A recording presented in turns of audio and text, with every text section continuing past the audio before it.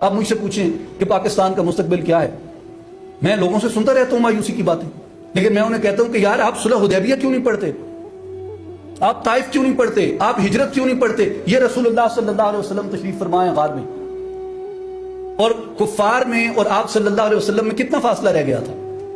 ایک مکڑی کے جالے کا۔ یعنی اس سے باریک، اس سے چھوٹا فاصلہ کیا ہو سکتا ہے کہ کفار کے اور رسول اللہ صلی اللہ علیہ وسلم کے درمیان ایک مکڑی کے جالے کا فاصلہ رہ گیا تھا۔ اب آپ کر لیں اس پہ تنقید،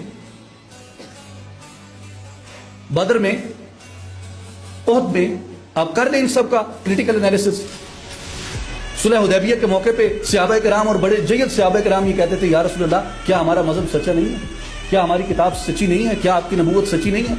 ہم کیوں ان کے ساتھ یہ معاہدہ کر رہے ہیں جبکہ ہم ایک فاتح کے طور پہ داخل ہو سکتے ہیں؟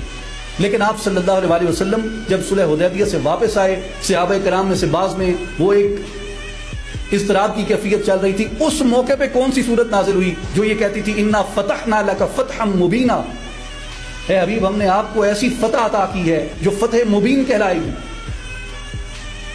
جس وقت ورلڈ وار 2 ہو رہی تھی آپ کے ہمارے اس علاقے میں، سرگودا میں، خوشاب میں، چکوال میں، جیلم میں بہت بڑی تعداد کے اندر انگریز نے یہاں سے فوجی ریکروٹ کیے، ورلڈ وار 1 میں بھی، ورلڈ وار 2 میں بھی۔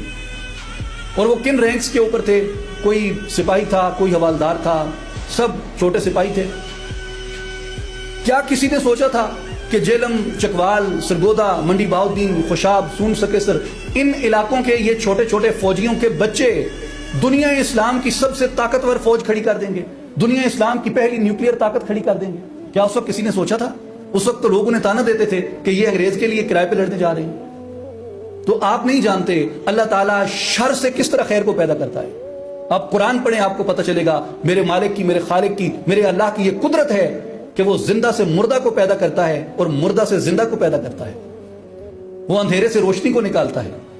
آج اگر پاکستان میں اندھیرا ہے تو آپ کو کیا لگتا ہے کہ یہ اندھیرا ہمیشہ رہنے کے لیے ہے؟ لمبی ہے غم کی شام مگر شام ہی تو ہے۔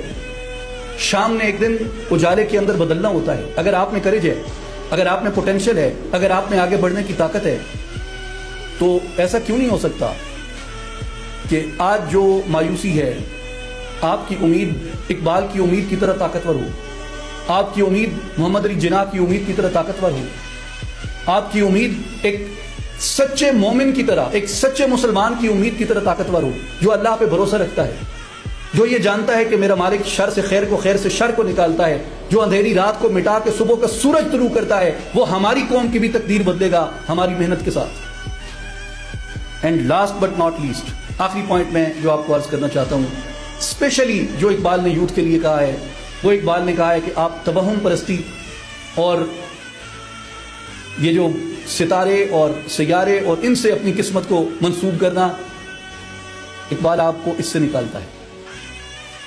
مثال کے طور پہ کسی نے کہا جی کہ ستارہ آپ کے بارے میں یہ کہہ رہا ہے کہ آپ کے لیے یہ ہوگا، اقبال نے اس کا بڑا خوبصورت جواب دیا۔